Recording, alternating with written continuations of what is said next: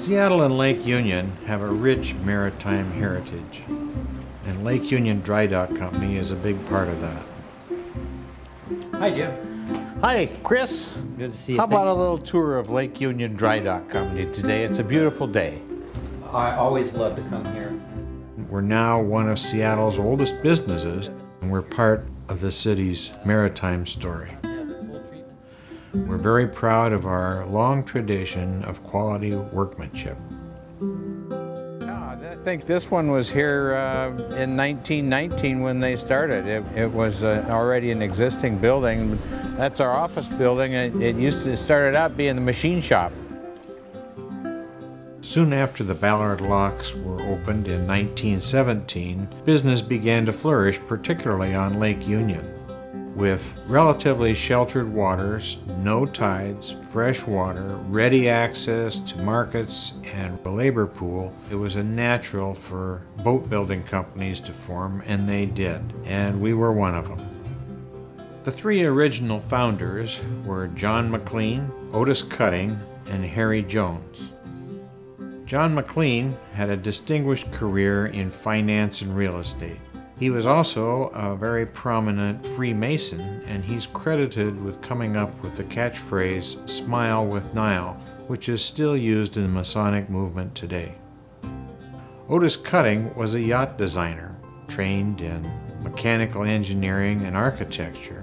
In 1909, he designed a boat for himself, characterized as a raised deck cruiser. And this yacht design was highly acclaimed by the yachting community, and soon other people were copying his design. Harry Jones was a well-connected attorney. Harry's father, Wesley Jones, was a U.S. Senator and was the sponsor of the Jones Act, the most important maritime legislation ever passed, and is largely responsible for the success of shipyards in the United States. Harry Jones remained involved with the shipyard right up to his death in 1968. His family members still own a majority of the stock of Lake Union Drydock Company.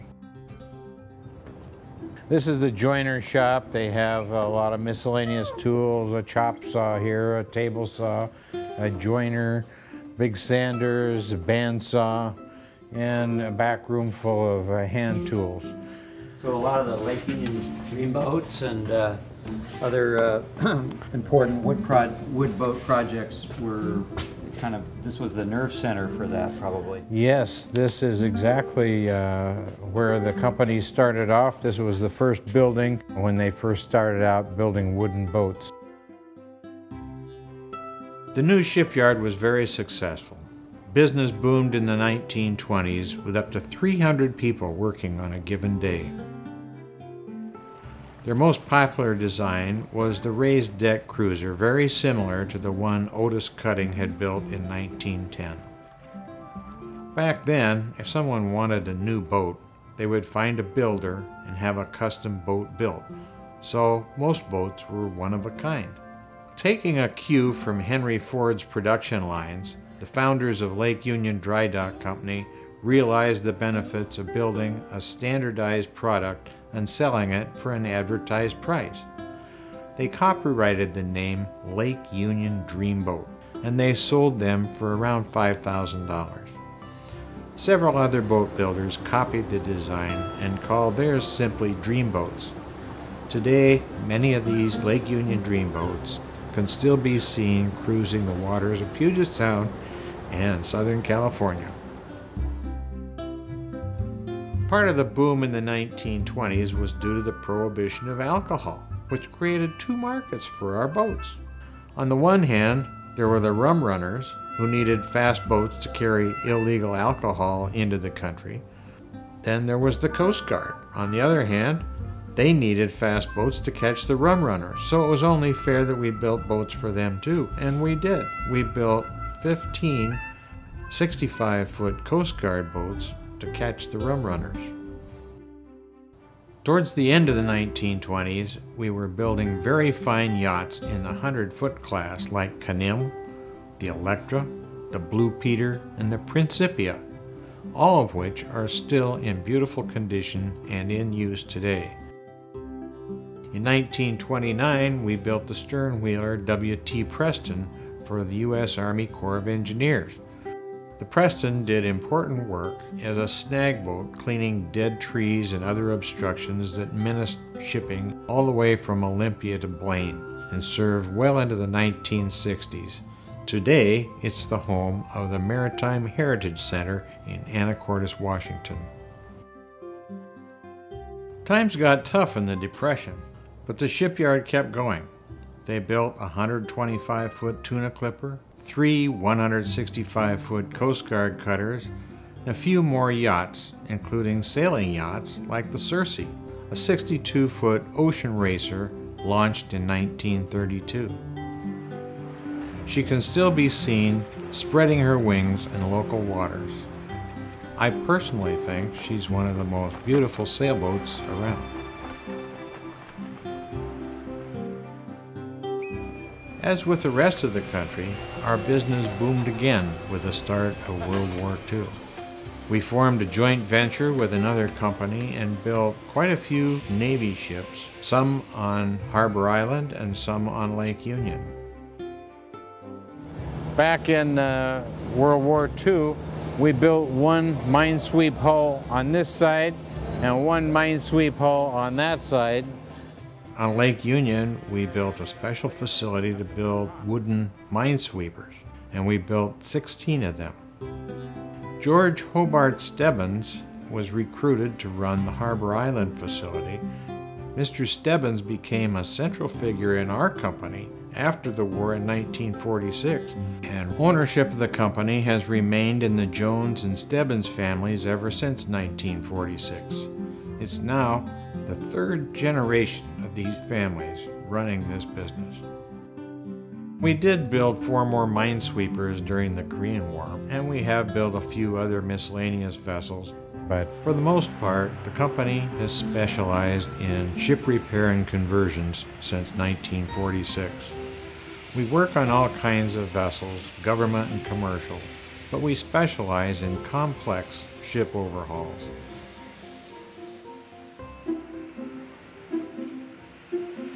Of course, the dry docks are the heart of our business.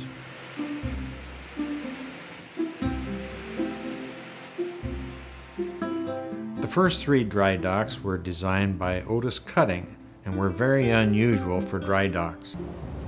Most dry docks, in fact all the dry docks we know of, other than the ones we call our old air docks, have a wing wall on each side. And when the dry dock sinks, the buoyancy is in the wing walls, and that's what stabilizes the pontoon when it's underwater. Now imagine a barge that doesn't have any wing walls on it, and imagine the barge being underwater. There's nothing to keep the barge from tipping. Otis Cutting, who started this place, invented a way to keep these barges from tipping.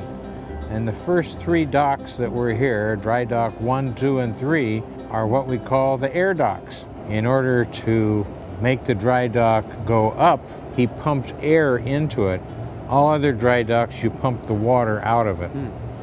This is the machinery that they use to lift the timbers on each end of the dry dock, and the dry dock was raised and lowered in this position. We couldn't raise it and lower it anyplace else. It would have to be right in this slip, and there was a timber on each end lifted by a cable, and the cables came up into this machinery. And the dockmaster, in order to operate this equipment, would stand over here and stand on the cables to feel the tension. So he would know if the timber was up tight against the hull. Then if he wanted to put more air into one of the corners of the dry dock, he would open one of these 4 valves and it would pump air into the 4 tanks inside the dry dock. Once it came up and the cable went slack, he would operate this machinery to wind up the cable and bring it tight again.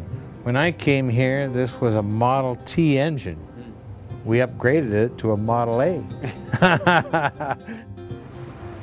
Today, we have 2 dry docks in operation, the largest of which can dry dock vessels up to 420 feet long.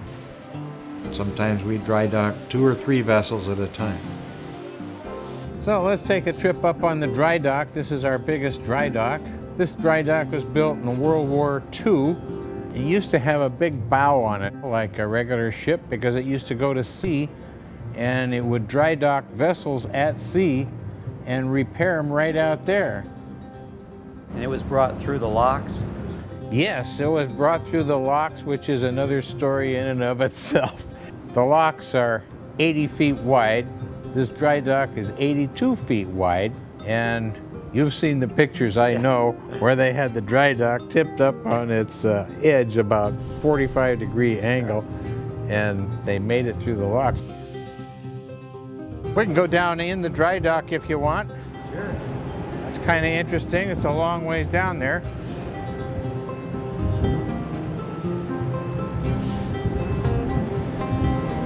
We bring the dry dock up underneath the ship until it lands on the center blocks, the keel blocks. They're replacing some of the bottom plating on the hull. There's stuff going on all over the place around here.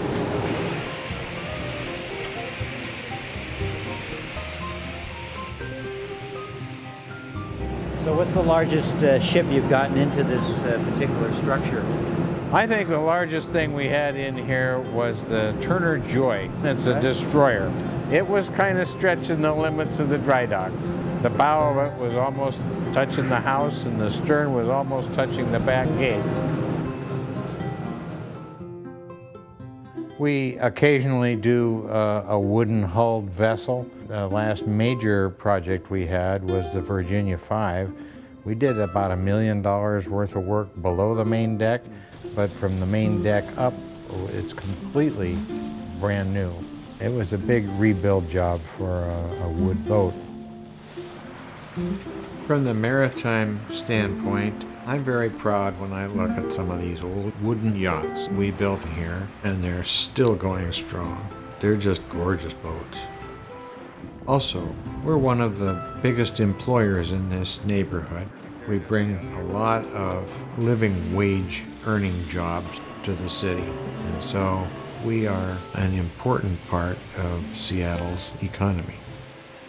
Our success is based on knowledgeable and skilled craftsmen and the management to assure that we get it right every time. It's been a great place to work. I have wonderful people to work with, and we do a good job. That's what makes me proud of this company.